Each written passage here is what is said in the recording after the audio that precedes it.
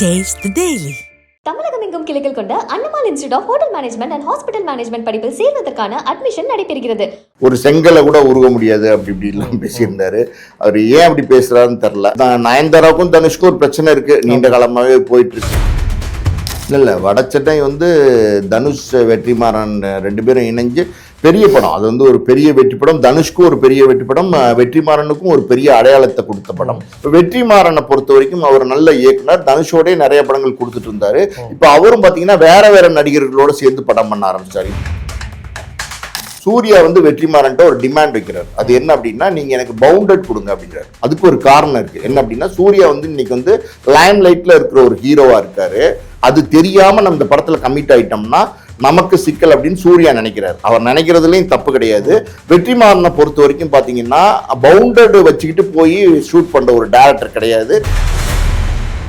இன்னும் பாத்தீங்கன்னா வட சென்னைங்கிறது பாத்தீங்கன்னா சிம்புக்கு ஆப்டான கதையா இருக்கும். இப்ப தனுஷ்க்கு எப்படி ஆப்டான கதையோ அதே மாதிரி சிம்புக்கும் ஆப்டான கதை. இப்ப வெற்றிமாறன் சூர்யா அட்வான்ஸ் எல்லாம் கொடுத்து கமிட் ஆன ஒரு ப்ராஜெக்ட், அதையும் மிஸ் பண்ணியிருக்காரு. என்ன காரணம்? இந்த காலகட்டங்களில் பார்த்தீங்கன்னா ஆர்யாவே ஒரு விளக்கம் கொடுத்துருக்காரு, ஏதோ ஒரு சேனலுக்கு விளக்கம் கொடுத்துருக்காரு. எனக்கும் அந்த ரெஸ்டாரண்ட்டுக்கும் சம்மந்தம் இல்லைன்னு சொல்லியிருக்காரு. ஸோ ஆர்யாவோட ரெஸ்டாரண்ட்டை தான் ரைட் நடந்துட்டு இருக்குன்னு நினைக்கிறேன். வணக்கம் சார். வணக்கம். இப்போ குபேரா ரிலீஸ் ஆக போகுது. குபேரா ரிலீஸுக்கு முன்னாடியே தனுஷ் சார் ஸ்டேஜில் பேசினது பயங்கர வைரல் ஆகிடுச்சு. ஸோ அதை பற்றி தான் நிறைய சோஷியல் மீடியாலலாம் பேசிகிட்டு இருக்காங்க. முதல்ல ஒரு ஹீரோ அவரோட படம் ரிலீஸ்க்கு முன்னாடி ஆடியோ லான்ச்சில் இந்த மாதிரி பேசுறது அப்படிங்கிறது இப்போ ஒரு விஷயமா மாறிட்டே வருது. இந்த மாதிரி ஒரு பேசுறது கரெக்டா? இந்த ஸ்டேஜ் அவர் யூஸ் பண்ணிக்கிறது கரெக்ட்னு நினைக்கிறீங்களா சார்? ரஜினி எல்லா ஆடியோ லான்ச்லையும் பார்த்தீங்கன்னா ஏதாவது பேசுவார், கொஞ்சம் கான்ட்ரவர்ஷியலாக இருக்கும், ஏதாவது முன்ன பின்ன பேசுவார். விஜய் எல்லா ஆடியோ லான்ச்லையும் பார்த்தீங்கன்னா கான்ட்ரவர்ஷியலாக ஏதாவது பேசுவார். இப்போ தனுஷும் அதே பேட்டர்னை ஃபாலோ பண்ண ஆரம்பிச்சிட்டாருன்னு நினைக்கிறேன். கொஞ்ச நாளைக்கு முன்னாடி குபேராவோட ப்ரீ ரிலீஸ் ஈவென்ட் சென்னையில் நடந்தபோது கூட பார்த்தீங்கன்னா ஒரு செங்கலை கூட உருக முடியாது அப்படி இப்படிலாம் பேசியிருந்தாரு. அவர் ஏன் அப்படி பேசுகிறாருன்னு தெரில. அதாவது ஒரு காலத்தில் பார்த்தீங்கன்னா தனுஷ் சில விஷயங்கள்லாம் செஞ்சார், சில சிக்கல்கள் பிரச்சனைகள் எல்லாம் அவருக்கு இருந்துச்சு. அவர் சில கான்ட்ரவர்ஷியலான மேட்டர்ல எல்லாம் அவர் பேர் அடிபட்டுச்சு.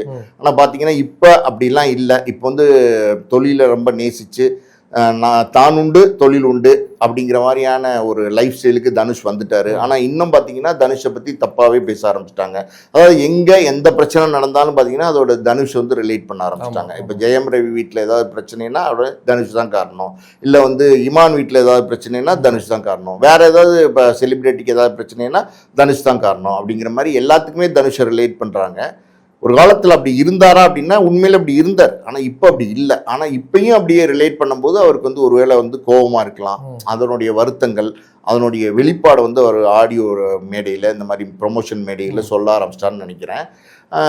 நயன்தாராவுக்கும் தனுஷ்க்கும் ஒரு பிரச்சனை இருக்குது, நீண்ட காலமாகவே போயிட்டு இருக்கு. அந்த ஃபேரி டைல், அந்த 400 ரவுடி தான் மேட்ரு. ஸோ இப்போ நயன்தாராவை தான் அவர் அட்டாக் பண்ணி பேசுகிறாரு அப்படின்லாம் சொல்கிறாங்க. ஸோ அப்படிலாம் நம்ம எடுத்துக்க வேண்டாம். அது ஏதோ ப்ரொமோஷன் மேடையில் ரஜினி மாதிரி விஜய் மாதிரி ஏதாவது ட்ரெண்டிங்காக பேசணும் அப்படின்னு நினைக்கிறாரா என்னன்னு தெரில. பட் இதெல்லாம் தேவையில்லாத வேலை. பட் படம் இப்போ ரிலீஸ் ஆக போகுது. படத்தோட புக்கிங் ரொம்ப சூப்பராகவும் இல்லை, ரொம்ப சுமாராகவும் இல்லை, ஆவரேஜாக போயிட்டு இருக்கு. ஸோ இது எந்த மாதிரி ஒரு பிஸ்னஸ் பண்ணணும்னு நினைக்கிறீங்க சார் குபேரா? இல்லை, இது நாகார்ஜுனாவுடைய படம் தான் சொல்கிறாங்க. தனுஷ் இதில் நடிச்சிருக்காருன்னு தான் சொல்கிறாங்க. தெலுங்குல எடுத்து தமிழில் ரிலீஸ் பண்ணுறாங்க. பொதுவாக பார்த்தீங்கன்னா அந்தந்த லாங்குவேஜில் தான் எடுக்கிறாங்க. ஆனால் பேன் இண்டியா படம்னு சொல்ல ஆரம்பிச்சிட்டாங்க. ஸோ இப்போ இந்த படம் நம்ம தமிழ் ஆடியன்ஸுக்கு தனுஷ் பெரிய லெவலில் ரீச் ஆகக்கூடிய ஒரு நடிகர். ஸோ அவருடைய படமாக தான் இங்கே தமிழ் ஆடியன்ஸ் பார்க்குறாங்க குபேராவை. கிட்டத்தட்ட 3.25 மணி நேரத்துக்கு மேலே பார்த்தீங்கன்னா ஃபுட்டேஜ் இருந்துச்சு. இப்போ அதை குறைச்சி கிட்டத்தட்ட 3 மணி நேரம் 1 நிமிஷம் அப்படிங்கிறாங்க. ஸோ இதெல்லாம் பார்த்தீங்கன்னா ஓவர் ஃபுட்டேஜ். ஆடியன்ஸ் இப்போல்லாம் 2.25 மணி நேரம் 2-10 நிமிஷத்துக்கு மேலே படத்தை பார்க்குறதுக்கு விரும்புறது இல்லை. ஒரு கதையை நீங்கள் எவ்வளோ நேரம் தான் சொல்லிகிட்டே இருப்பீங்க? ஆடியன்ஸ் எப்படி டோட்டலாக ஒரு 3 மணி நேரம் எங்கேஜாக உட்காந்துருப்பாங்க. இந்த ஃபுட்டேஜ் ஏன் இப்படி ஜாஸ்தியாக வைக்கிறாங்கன்னு தெரியல. சமீபத்தில் பார்த்தீங்கன்னா அதிகமான படங்களில் பார்த்தீங்கன்னா இந்த ஃபுட்டேஜ் ஜாஸ்தியாக வைக்கிறாங்க. நீங்கள் நல்லா நோட் பண்ணி பார்த்தீங்கன்னா இந்த ஃபுட்டேஜ் ஜாஸ்தியாக வைக்கிறாங்களா, 2.25 மணி நேரம் 3 மணி நேரம் வைக்கிற ஃபுட்டேஜ் உள்ள படங்கள் எல்லாமே பார்த்தீங்கன்னா ஃபெயிலியர் ஆக ஆரம்பிச்சிருது. ஸோ இந்த ஃபுட்டேஜ் ஜாஸ்தியாக இருக்குங்கிறது நிச்சயமாக ஒரு மைனஸு. அதை தாண்டி கதைக்குள்ளே என்ன இருக்குது, ஒருவேளை 3 மணி நேரமும் விறுவிறுப்பாக சொல்லியிருக்காங்களா அப்படின்றது நமக்கு தெரியல. படம் வந்ததுக்கு அப்புறம் தான் நம்ம சொல்ல முடியும். ஸோ இப்போ தனுஷ் சாரும் வெற்றிமாறன் சாரோட காம்பினேஷன் பயங்கரமான காம்பினேஷன். இதுக்கு முன்னாடி எல்லாமே வெற்றி படமாக இருந்திருக்கு. இப்போ வடச்சென்னை மாதிரியே ஒரு படம் பண்ண போகிறாரு. அதில் சிம்பு தான் நடிக்க போகிறாங்க அப்படின்னு சொல்லிட்டு நம்ம ஸ்டில்ஸ் எல்லாம் கூட பார்த்தோம். அதில் நெல்சனும் கூட நிற்கிறாரு. ஸோ ஆல்ரெடி வடச்சென்னை பண்ண வேண்டியது, பட் இப்போ அது ரொம்ப நாள் கழிச்சு திருப்பி நடக்குது. எப்படி இருக்கும் சார் இந்த காம்பினேஷன்? இல்லை வடச்சென்னை வந்து தனுஷ் வெற்றிமாறன் 2 பேரும் இணைஞ்சு பெரிய படம். அது வந்து ஒரு பெரிய வெற்றி படம். தனுஷ்க்கும் ஒரு பெரிய வெற்றி படம், வெற்றிமாறனுக்கும் ஒரு பெரிய அடையாளத்தை கொடுத்த படம். தனுஷோட அதிக படங்கள் வெற்றிமாறன் ஒர்க் பண்ணிட்டார். அதாவது வந்து பொல்லாததுலேருந்து ஆடுகளம், அசுரன், நிறைய படங்கள் வடச்சென்னை தனுஷோடே ஒர்க் பண்ணிட்டு இருந்தார். தனுஷ் வெற்றிமாறன் காம்பினேஷன் அது வந்து சூப்பர் காம்பினேஷன். நிறைய படங்கள் வந்து 2 பேரும் சேர்ந்து ஹிட் படங்கள் கொடுத்துருக்குறாங்க. இப்போ பார்த்தீங்கன்னா தனுஷ் வந்து வேற லெவலுக்கு போயிட்டாரு. அவரும் அடுத்தடுத்த வேற மாதிரியான படங்கள்லாம் சூஸ் பண்ண ஆரம்பிச்சிட்டாரு. நல்ல கதைக்களம் உள்ள படங்கள்லாம் சூஸ் பண்ண ஆரம்பிச்சிட்டாரு. இன்னும் பார்த்தீங்கன்னா தனுஷ்க்கு வந்து டைரக்ஷன்ல வேற வந்து ஈடுபாடு இருக்கிறதுனால இப்போ ராயன், இட்லி கடை இதுல எல்லாம் டைரக்ஷன் வேற தனுஷே பண்ண ஆரம்பிச்சிட்டாரு. ஸோ எப்படி சொல்றது, தனுஷ் ஒரு பக்கம் பிஸியா இருக்காரு, அதான் உண்மை. இப்போ வெற்றிமாறனை பொறுத்த வரைக்கும் அவர் நல்ல இயக்குனர். தனுஷோடய நிறைய படங்கள் கொடுத்துட்டு இருந்தாரு.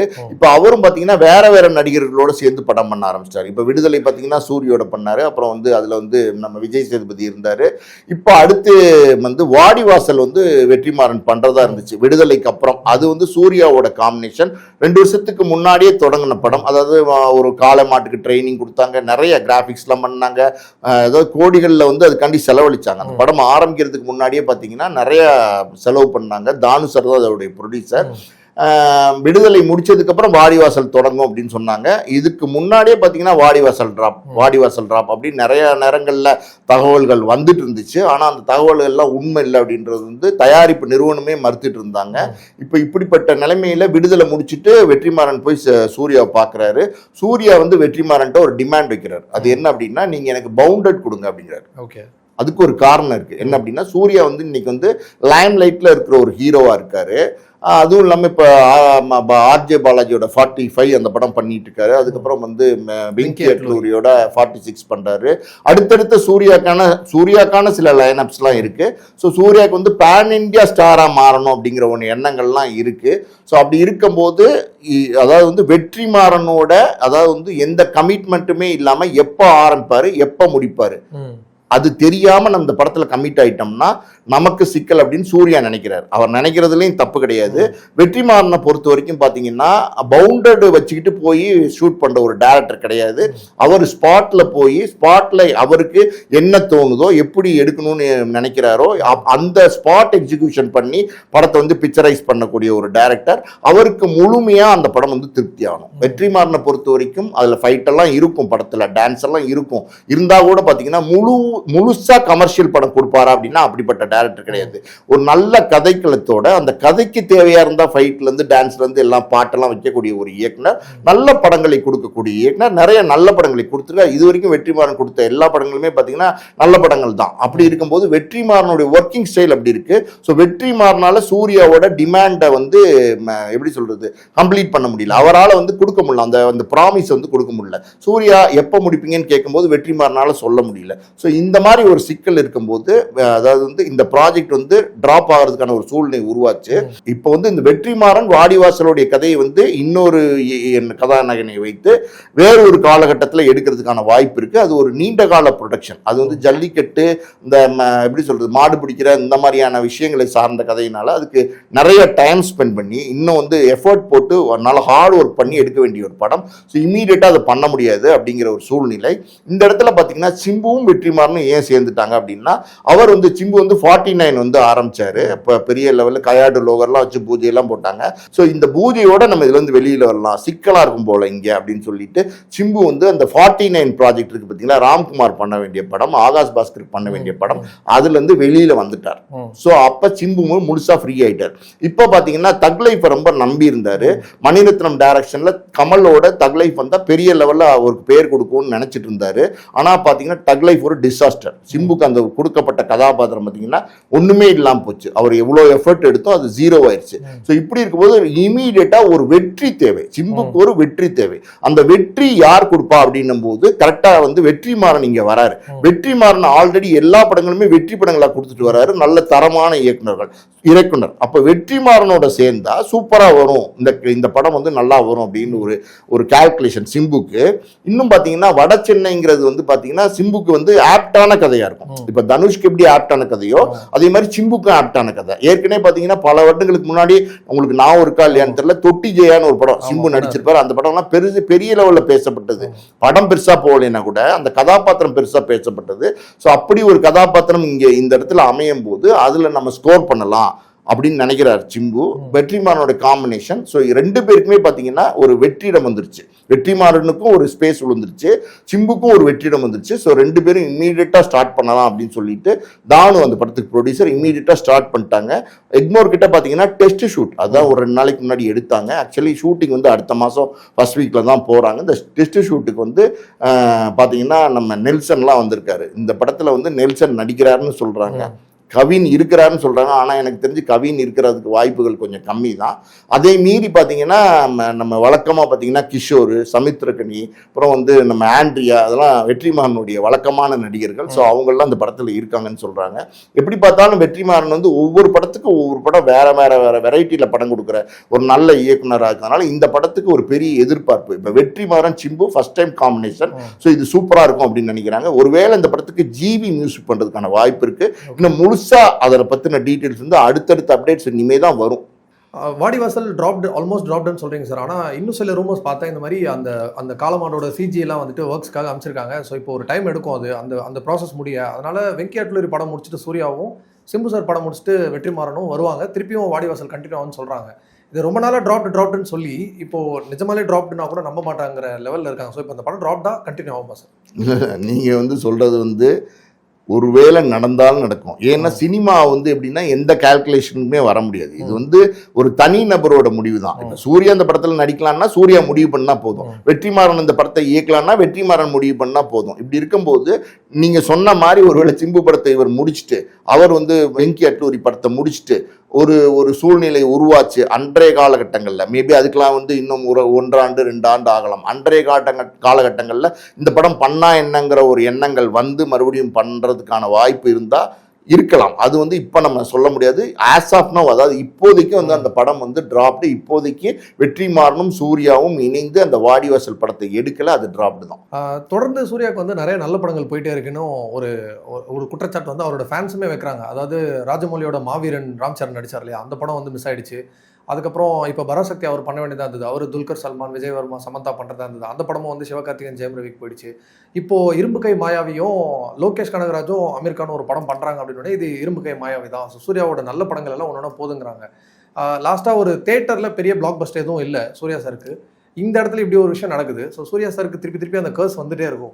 இல்லை, சூர்யா சார் வந்து எப்படி கதை தேர்வு பண்ணுறாரு, எப்படி இயக்குனருக்கு தேர்வு பண்ணுறாங்க அப்படிங்கிறது சரியாக தெரியல. சமீபத்தில் பார்த்தீங்கன்னா ரெட்ரோ பார்த்தீங்கன்னா கார்த்திக் சுப்பராஜ் ஒரு கதையை சொல்கிறாரு. ஒரு குறுகிய கால படைப்பாக இருக்கும் அப்படின்னு சொல்லி ஒரு பிளான் பண்ணுறாங்க. அந்த பிளான் பண்ணி அந்த படத்தை எடுக்கிறாங்க. நான் பெருசாக போகல, எதிர்பார்த்த அளவுக்கு அந்த படம் போகல. முழு ஃபெயிலியர்னு சொல்ல முடியாது, ஆனால் வந்து அந்த படம் பெரிய வெற்றி படம் கிடையாது. அதுக்கு முன்னாடி வந்து பார்த்தீங்கன்னா சிறுத்தை சிவாவோட சேர்ந்து கங்குவா பண்றாங்க. அந்த ப்ராஜெக்டும் கிட்டத்தட்ட பார்த்தீங்கன்னா சூர்யாவுடைய எப்படி சொல்றது சம்பந்தப்பட்ட நிறுவனம் தான் தயாரிக்கிறாங்க, ஸ்டுடியோ கிரீன்ஸ். ஸோ அந்த படமும் பார்த்தீங்கன்னா பெரிய தோல்வி படம். அந்த படம் வந்து பெரிய லெவலில் நஷ்டத்தை கொடுத்துருச்சு. ஸோ இந்த இடத்துல பார்த்தீங்கன்னா நடுவில் வந்து ஒரு ஜெய்பி மட்டும்தான் சூர்யாவுக்கு வந்து நல்ல படமா அமைஞ்சிருக்கு. ஆமா, சூரை போட்டு வந்து ஓடிடியா இருந்துச்சு. இப்போ ஜெய்பீம் வந்து நல்ல படமா அமைஞ்சிருக்கு. ஸோ இதெல்லாம் மீறி இப்போ சமீபத்தில் சூர்யாவுடைய தேர்வு அது சரியா பண்றாரா இல்லை வந்து என்ன நடக்குது அங்க? ஒருவேளை சூர்யாவுடைய தேர்வுக்கு முன்னாடி வேற யாராவது கலந்து ஆலோசனை பண்ணி இப்படி பண்ணலாம், இது செய்யலாம், அது செய்யலாம்னு யாராவது கூட இருந்து ஐடியா கொடுக்குறாங்களா, அவங்களோட ஐடியாஸை அவர் ஃபாலோ பண்றாரா அப்படிங்கிறது நமக்கு சரியா தெரியல. ஏன்னா சூர்யா நல்ல படங்கள், சிங்கம் மாதிரியான படங்கள், அதுக்கப்புறம் பார்த்தீங்கன்னா இது காக்கா மாதிரியான படங்கள், அதுக்கப்புறம் வாரணமாயிரம் மாதிரியான படங்கள், சில்லுன்னு ஒரு காதல் ஒரு படங்கள், தரமான பல படங்களை வந்து சூர்யா கொடுத்திருக்காரு. ஸோ அப்படிப்பட்ட சூர்யா இன்று கதை தேர்வில் ஏன் இந்த தடுமாற்றம் அப்படின்னு தெரியல.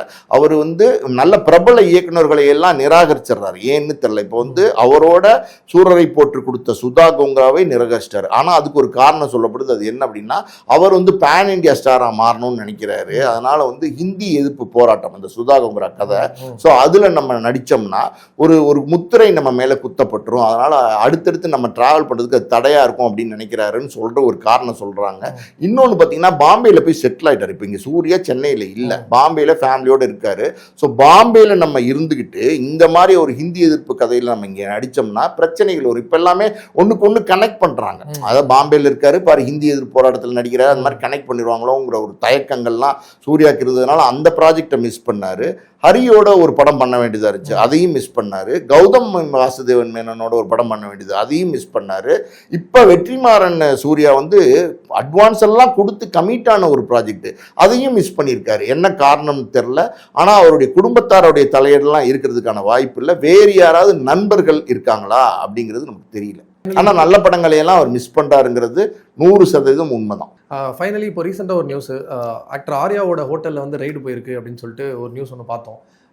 ஆக்டரோட அந்த ஆர்யா சாரோட ஒன் ஆஃப் த பார்ட்னர் தான் அந்த ரெஸ்டாரண்ட்டில், இல்லை அவரோட ஹோட்டலில் ரைடு போகிறது வந்து ஒரு சாதாரணமான விஷயம். பட் இது அவரோட லிங்க் பண்ணுறாங்க. எல்லா பிரான்ச்சஸ்லையுமே அந்த ரைடு போயிட்டுருக்கு. இது ஹோட்டல் ரைடு தானே தவிர ஆர்யா சார் பர்சனலாக எதுவும் அஃபெக்ட் பண்ணல சார்? இல்லை, சீஷல் அப்படிங்கிற ஒரு ஹோட்டல், அது சென்னையிலே பார்த்தீங்கன்னா ஒரு 5-6 பிரான்ச் இருக்குது. அண்ணா நகரில் இருக்குது, வேளச்சேரியில் இருக்குது, இன்னும் சில இடங்களில் இருக்குது. ஸோ அந்த ரெஸ்டாரண்ட் வந்து பரவலாக ஆர்யாவோட ரெஸ்டாரண்ட் அப்படிங்கிற ஒரு பேச்சு பொதுமக்களிடம் இருக்குது. அது உண்மைதான். ஒரு காலத்தில் வந்து அண்ணா நகரோடைய பிரான்ச் மட்டும்தான் நான் நினைக்கிறேன், எனக்கு நான் சொல்கிறது சரியாக இருந்தால். அதை மட்டும் ஆர்யா வந்து ஃப்ரான்ச்சைசி மாதிரி வேறு ஒருத்தருடைய நடத்துகிற அந்த ஹோட்டலை வந்து இவங்க வந்து பணம் கட்டி எடுத்து நடத்துவாங்க. அந்த மாதிரி நடத்துகிறார் அப்படின்னு தான் நான் நினைக்கிறேன். அந்த ரெஸ்டாரண்ட்டை கூட வந்து எப்படி சொல்கிறது, சில வருடங்களுக்கு முன்னாடி ஆர்யா வந்து வேறு ஒருத்தருக்கு கொடுத்துட்டார், மொத்தமாகவே அந்த ரெஸ்டாரண்ட்டை கொடுத்துட்டாரு.